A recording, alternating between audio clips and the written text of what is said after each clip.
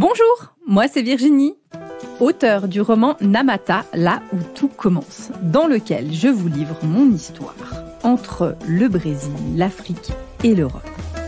Initiée dans une tradition afro-brésilienne depuis plus de 10 ans, je suis aujourd'hui accompagnatrice spirituelle multiculturelle. J'invite chacun et chacune à initier son pèlerinage intérieur pour trouver sa propre foi. Dans ce podcast, on parle religion, spiritualité sans langue de bois, sans tabou et dans le respect indispensable des croyances de chacun. Aujourd'hui, j'accueille dans l'épisode de podcast Marie Belando Midjon, qui est illustratrice.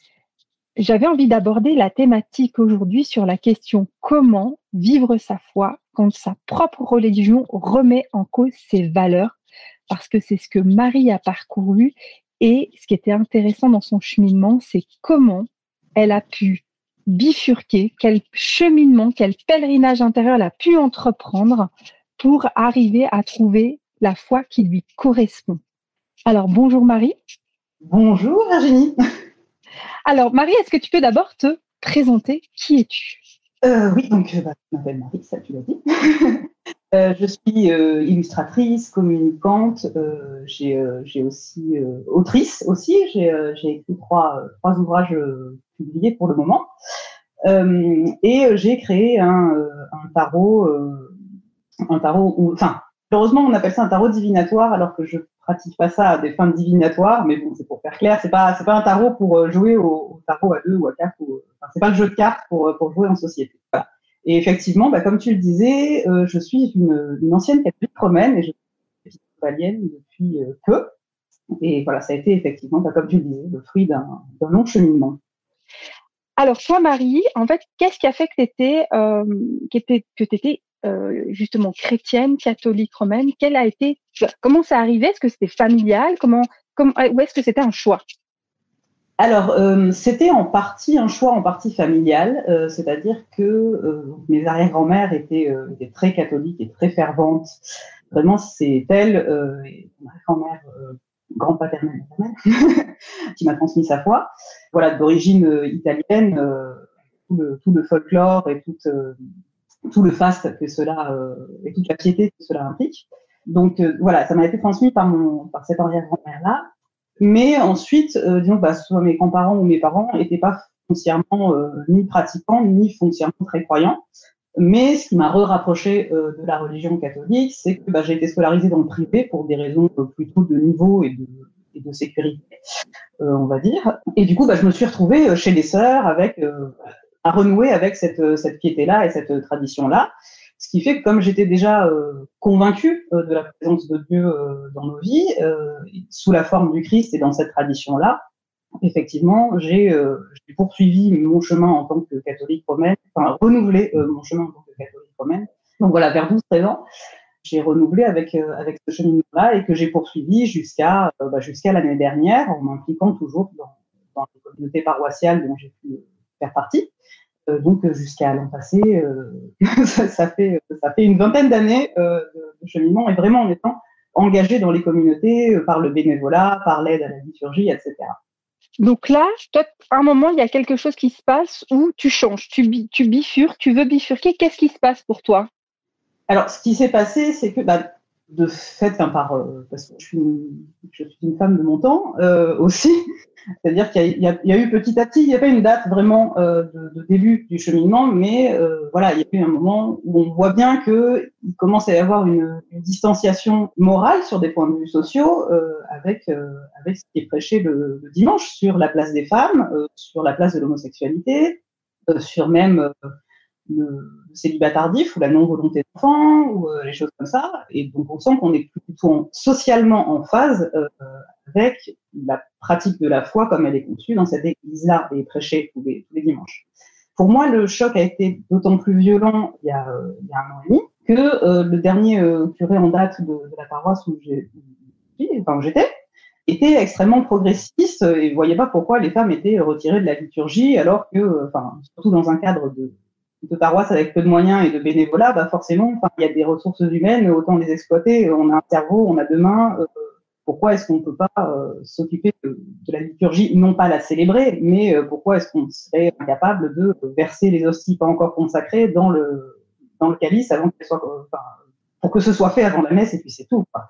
Et du coup, voilà, le retour en arrière qui a été engendré par la nomination d'un nouveau curé, mais qui est aussi une dynamique globale de l'Église française et de l'Église catholique romaine dans son ensemble récemment. On est revenu à des années en arrière où maintenant c'est à peine si on a le droit de lire pendant la liturgie, quoi, en tant que femme. Ça, ce que je comprends, c'est que ce prêtre-là, il t'a impliqué, il t'a transmis des choses. C'est ça que j'entends derrière. C'est-à-dire que t'as pu être active à ses côtés, mais comme on est d'accord, comme les autres femmes dans cette communauté-là. Et exactement, au même titre que la personne qui s'occupait des peurs ou qui s'occupait de réaligner les bancs avant la messe, etc. C'est une question de tendre les nappes sur l'autel. Enfin, c'est des choses où on ne voit pas pourquoi avoir un utérus. Et là, à un moment, donc ce prêtre avec qui tu as un super lien. Donc moi, ce que j'entends, c'est que donc avec lui, tu pouvais parler de l'homosexualité, tu pouvais parler, donc tu avais une place en tant que femme. Effectivement, il y a pour toi cette valeur du choix, en tout cas, on peut être célibataire de manière perdue, c'est un choix ou pas, mais en même temps, on va pas se prendre quelqu'un pour se prendre quelqu'un dans notre société aujourd'hui, on n'est pas obligé. Et la sexualité n'est pas uniquement à des fins d'enfantement. Voilà, c'est un peu ça. C'est des choses comme ça où on est de nos jours. On est en 2022. Et effectivement, ça, c'est ça tes valeurs. C'est des fondements. On n'a pas jugé ça, mais ça, c'est tes fondements. Et je crois qu'on est beaucoup de femmes à pouvoir se retrouver dans ces valeurs-là. Et effectivement, la question de l'homosexualité aujourd'hui, quand le mariage est accepté, quand aujourd'hui on a une évolution de notre société. Et là, il y a un retard, en fait. Il y a un gap qui se fait entre cette église, cette institution et l'évolution, puis les gens qu'on connaît et qu'on veut accepter dans une église. Parce qu'on a tous des amis homosexuels, on ne peut plus tolérer aujourd'hui qu'il n'ait pas accès à un espace sacré et à une bénédiction de leur union. Donc toi, qu'est-ce qui se passe à un moment? Donc moi j'entends qu'il y a une cassure, donc ce prêtre part, c'est ça? C'est ça. Et là il se passe autre chose. Donc un autre vient et qu'est-ce qui se passe pour toi? Donc le nouveau est arrivé, et il suit à la lettre les remarques du diocèse et de la conférence des évêques de France, et donc plus largement de l'Église catholique romaine, sur des tas de points, ce qui fait qu'il y a un durcissement, on va dire, oui, il y a eu un durcissement liturgique où les femmes sont à nouveau exclues, et chaque prêche est l'occasion de dire que quand même un papa, une maman et rien d'autre, et qu'on est sur Terre uniquement pour enfanter, voilà, et que, et même après, il y a des choses qui, en plus dans le cadre Covid, deviennent de plus en plus délirantes, puisque la vraie communion, c'est à la bouche. Non, c'est dégueulasse.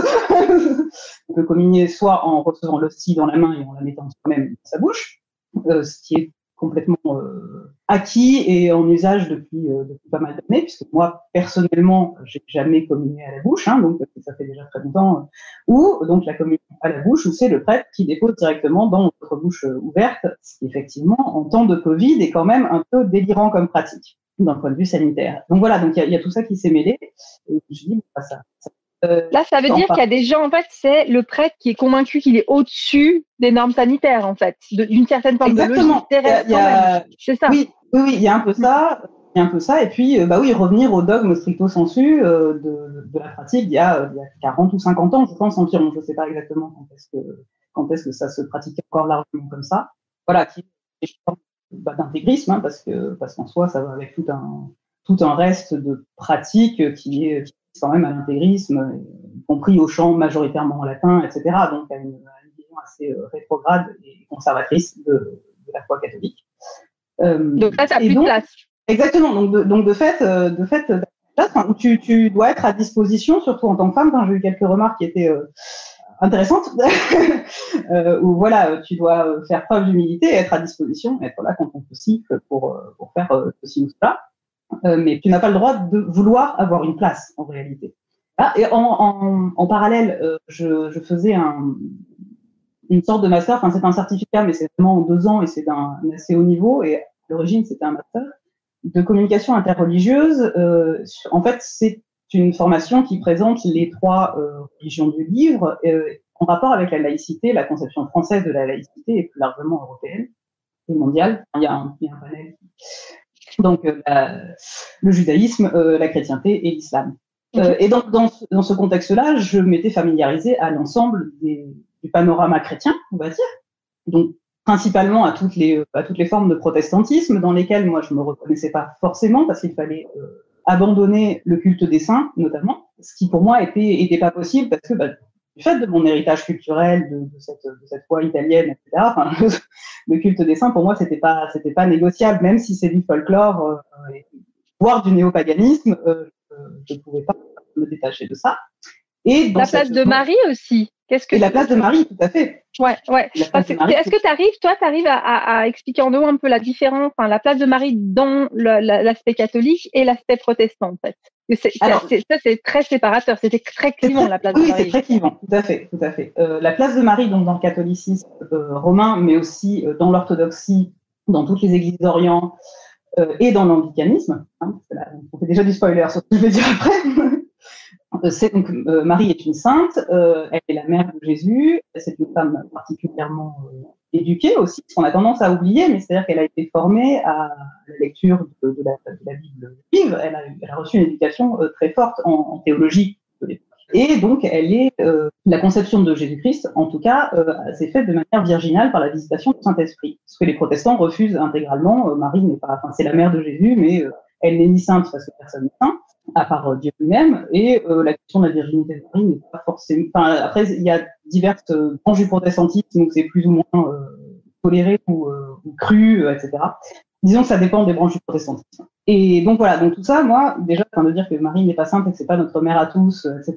C'était pas possible. C'était pas possible puisque voilà, moi, j'ai vraiment grandi avec mon arrière-grand-mère qui me disait, tu vois, si tu vas pas bien, tu parles à la Sainte Vierge, elle te répondra. Voilà, donc moi, je peux pas abandonner tout ça en changeant de pratique religieuse, quoi. Donc là, tu te retrouves à un tournant où tu suis cette formation. Effectivement, en général, on dit catholique ou protestantisme, et là, tu découvres qu'en fait, il y a beaucoup plus de nuances que ça. Le protestantisme ne va pas répondre encore une fois plus.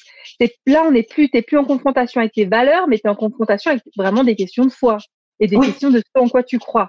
Du coup, tu dois investiguer un petit peu plus loin, mais rester dans quelque chose qui est proche du catholicisme. Et effectivement, pour reconnaître Marie comme notre mère à toutes et tous, et conserver ce culte des saints. Et là, qu'est-ce qui se passe pour toi?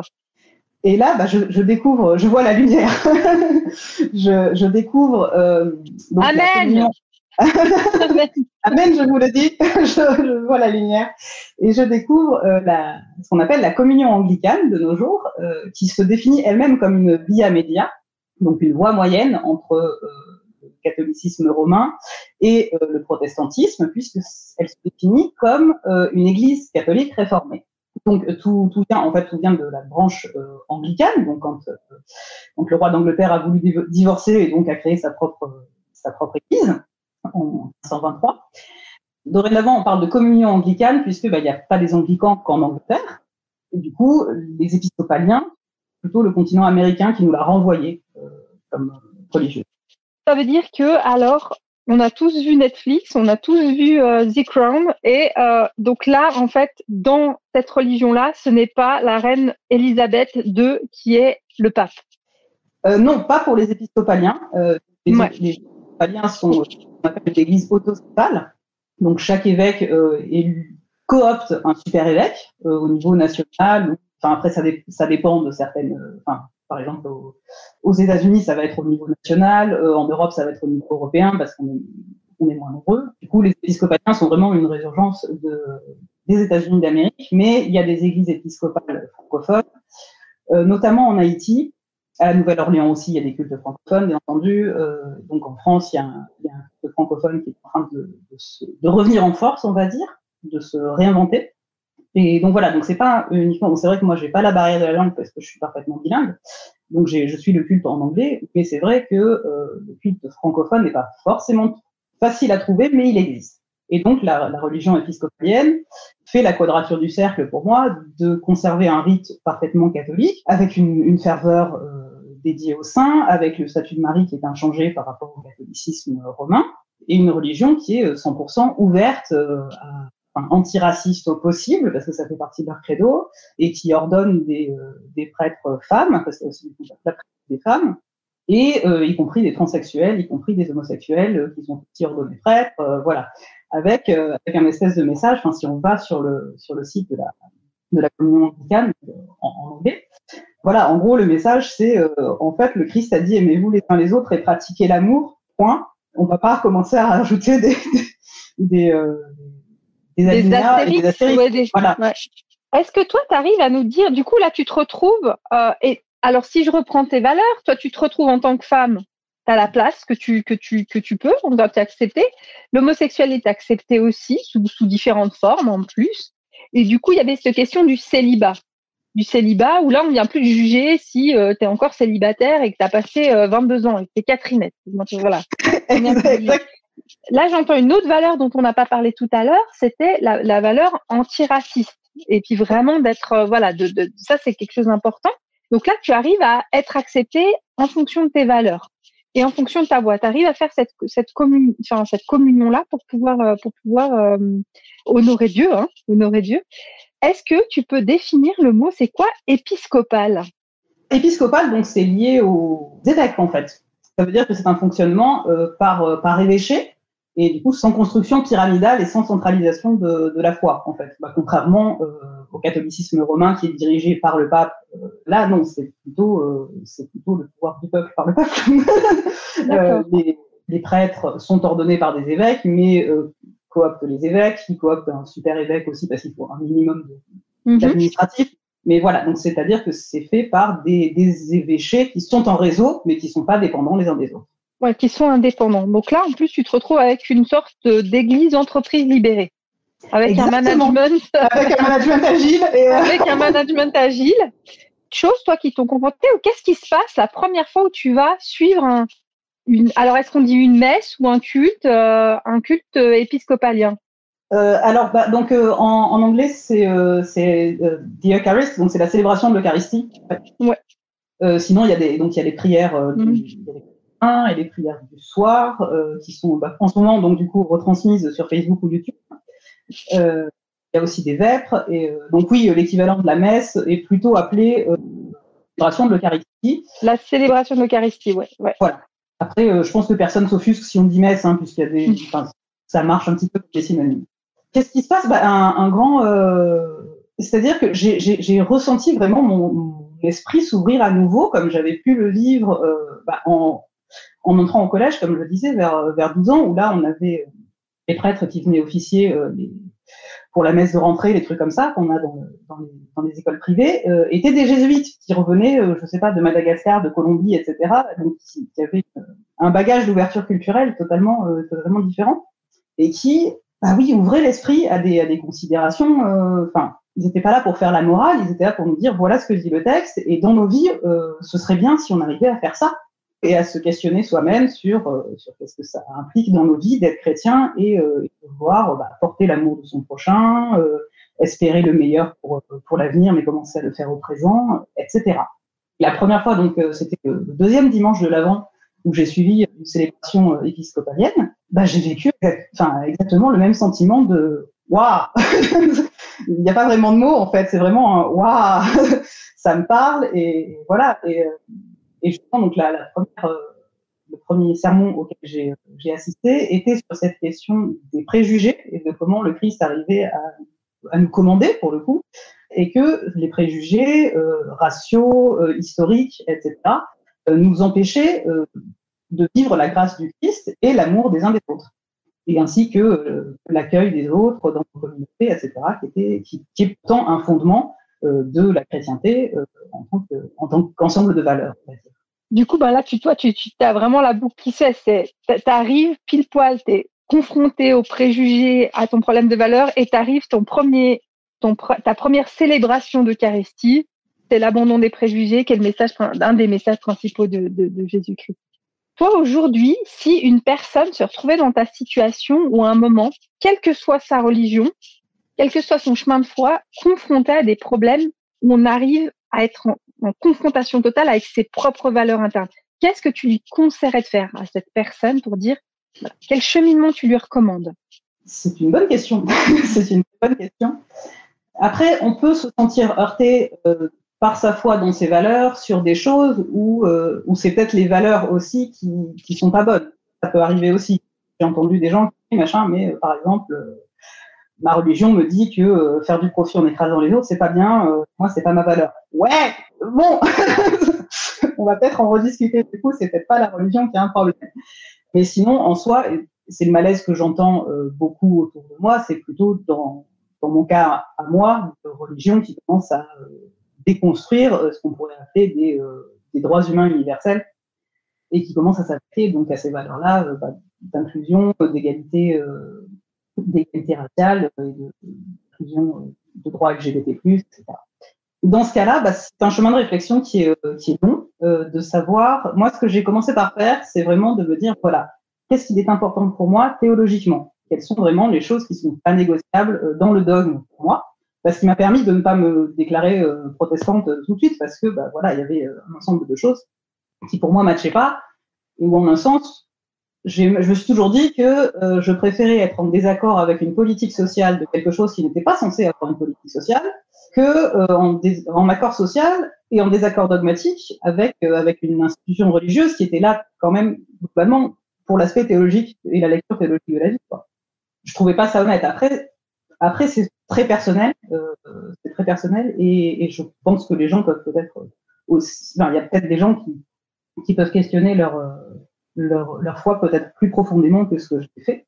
C'est vrai que moi, je n'en suis pas arrivée à questionner ma foi. Pour moi, c'était pas du tout l'ordre du possible. C'était vraiment, voilà, il y a ce dysfonctionnement. Finalement, comme dans une entreprise, voilà, il y a ce dysfonctionnement social, mais en soi, je vais pas remettre en cause ma vocation et mon métier. C'est l'entreprise qui n'est pas bonne pour moi. Voilà, moi, c'est plutôt une dynamique comme ça que j'encouragerais à avoir. Après, il faut peut-être aussi pas forcément rester ultra ferme sur sa foi si on voit que rien du tout ne correspond après pour nous mais après abandonner intégralement une spiritualité, une foi, une pratique entre guillemets en groupe, de faire partie d'une communauté juste parce qu'on est déçu par une religion, moi ça me paraît assez préjudiciable parce qu'on a besoin de rituels, comme tu t'as vu, je boucle ton épisode la semaine dernière. Voilà. On a besoin de rites dans la vie et de faire. En tout cas, c'est radical de vraiment de jeter le bébé avec l'eau du bain en disant voilà, là je suis pas d'accord. Finalement, on peut nuancer. C'est ça que j'entends dans ce que tu dis. On peut nuancer. Donc, en fait, toi, tu invites vraiment à dire si à un moment on a des doutes sur sa foi, moi, ce que j'entends très fort, c'est s'interroger et se poser des questions sur ce qui est non négociable pour nous. C'est ça que j'entends. Le non négociable pour moi dans mes valeurs, et toi, c'est des valeurs fondamentales humaines. Après, on peut se questionner sur ses propres valeurs. Est-ce que c'est juste, pas juste? Puis là, il faut s'interroger, faire et cheminer. Et après, c'est ce en quoi je crois. Et pareil, il y a des parties qui sont non négociables. Exactement. Voilà, c'est-à-dire l'appartenance, dans ton exemple, l'appartenance de Marie et le culte de Marie, c'était non négociable. Puis, pas de jugement, chacun peut l'avoir selon sa propre foi, c'est qu'est-ce qui est. À partir de là, une fois qu'un peu ce tableau est posé de ce que je peux pas, voilà, c'est de regarder quelles sont les autres ramifications et les autres mouvances possibles. Et ça, on peut imaginer dans chacune des religions, il y a toujours des ramifications, même chose. Donc, on peut bifurquer sans tout rejeter. C'est ça que je trouve intéressant. Donc, c'est cette réflexion. C'est ça la pépite de ce podcast. C'est qu'est-ce qui est important pour moi, avec quoi je ne peux pas négocier avec moi-même. Et on a encore un tout petit peu de temps, Marie. Est-ce que, au tout départ de ce podcast, tu nous parlais de ton tarot? Est-ce que tu arrives à nous présenter ton tarot en quelques minutes, en fait? Et les consultations que tu proposes aussi. Donc j'ai créé un tarot, ce qu'on appelle un tarot divinatoire, un tarot de Marseille renouvelé autour justement des figures de saints, puisque le tarot de Marseille a déjà une iconographie très ancrée dans les pratiques chrétiennes, puisque c'est un produit de l'époque médiévale où les images chrétiennes étaient partout, les gens étaient confrontés à ce type d'iconographie en permanence. Donc, ils avaient créé un jeu à but divinatoire qui s'appelle le tarot de Marseille. Il existe plein de versions, je laisserai les gens faire leur recherche si ça les intéresse. Moi, j'ai décidé, c'est un projet que je portais depuis plusieurs années en moi, parce que donc je viens du sud de la France, donc il y a toute cette tradition Rome où il y a toujours des tireurs de cartes ou des tireurs de cartes plus ou moins partout, dans l'imaginaire collectif et dans la pratique. Donc j'ai voulu mixer le tarot de Marseille avec les saints d'un panthéon méditerranéen, je dirais, avec plutôt des saints assez connus, mais parfois un peu moins, qui sont vraiment dans cette sphère méditerranéenne, oui, foncièrement méditerranéenne, Italie, Espagne, ex-Yougoslavie. Donc j'ai mixé ces deux types d'iconographie pour créer un objet de tarot. Et donc personnellement, j'offre aussi non, c'est payant, des prestations de lecture de tarot. Qui sont en fait, ma pratique est basée non seulement parce que je suis chrétienne et que la divination, elle n'est pas, enfin, si elle est interdite par les textes anciens, mais c'est plutôt l'idée que Dieu nous passe le message qu'il a envie de nous passer et que connaître le futur n'est pas forcément bon et qu'on n'est pas là pour ça. Ce qui est doublé par une pratique psychologique et psychanalytique de ma part, qui est de dire que voilà, on va plutôt s'intéresser à ce qu'on pourrait changer en nous et quels sont les messages de l'univers pour se remettre aussi en question et savoir, parce que voilà, savoir qu'il va se passer telle chose dans 2 mois, on n'y est pas, on ne sait pas, on aura changé d'ici là. Moi, ça ne m'intéresse pas personnellement et j'ai pas envie de proposer ça dans mes prestations non plus. Du coup, c'est vraiment un tarot pour la remise en cause et le cheminement et spirituel et humain au fil des jours, au fil de la vie. Et ce qu'il y a dans ce tarot qui est magnifique, c'est que donc tu as pris les arcanes, par exemple les arcanes mineurs, tu les as divisés en alors ça fait quoi? L'hostie, le bâton de pèlerin, le combat, donc les épées sont devenues des combats, combat contre ses propres démons. Et les coupes sont devenues des calices, parce qu'elles étaient quand même globalement déjà à la base. Déjà très proches.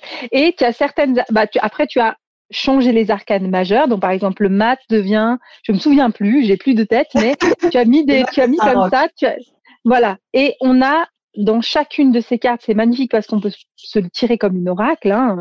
On a toujours la définition de la carte, l'histoire c'est soit de l'archétype, soit on peut le voir de manière très très large, hein, pas du tout juste chrétienne. Et il y a en plus une prière associée à cette carte. Donc c'est possible en plus d'avoir une prière journalière, de se dire ok, je tire la carte et aujourd'hui ça va être ma prière du jour, c'est ça que l'univers, Dieu ou la source, quoi qu'on y mette, veut m'envoyer aujourd'hui, et c'est comme ça que je peux m'impliquer au niveau de la réponse, au niveau de la prière. Oui, en tout cas, merci. C'est ça, tu veux. Alors donc vas-y. Ce que tu disais, c'est que c'est pas du tout clivant, c'est-à-dire que les saints sont des symboles que j'ai rajoutés plus aux cartes. On n'est pas obligé d'être ni catholique ni même chrétien pour pratiquer avec ce tarot-là. On peut aussi décider de le voir comme une superposition supplémentaire de symboles et des archétypes. Super. On arrive au terme, Marie, de ce podcast. Je te remercie. J'insiste, je reviens sur la pépite que tu nous as transmise. C'est quand on a un doute sur son cheminement, et il est important de se poser ses propres questions sur le non négociable pour soi en termes de valeur et en termes de foi, pour pouvoir trouver la bonne ramification dans sa propre religion. Je te remercie pour ce partage, je te remercie pour ta confiance, parce que c'est un témoignage qui est très intime. Je te remercie aussi, évidemment, on t'accueille dans tout le respect et sans aucun jugement ni aucun. C'était pas ni du prosélytisme pour l'Église épiscopale, non, c'était ton témoignage. Dans ce podcast, je vais recevoir aussi d'autres personnes, d'autres confessions. Donc là, c'était important en tout cas de découvrir ton cheminement intérieur, ton pèlerinage intérieur. Donc je te remercie. On peut te retrouver sur... Est-ce que tu peux donner ton site internet? Alors, le site du tarot, c'est Tarot de la Bonne Mère, tout attaché, .wordpress.com. Et sur Instagram, c'est Tarot de la Bonne Mère, aussi tout attaché et sans accent. Eh bien, merci beaucoup, Marie. On se retrouve donc sur Instagram, on peut te contacter. Merci. Exactement. Alors, à bientôt. Merci.